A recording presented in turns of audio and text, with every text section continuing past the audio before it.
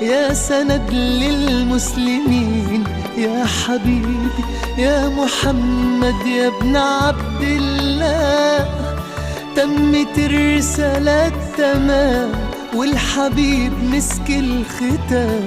طول حياتي وفي صلاتي بدعى أصلي وراه.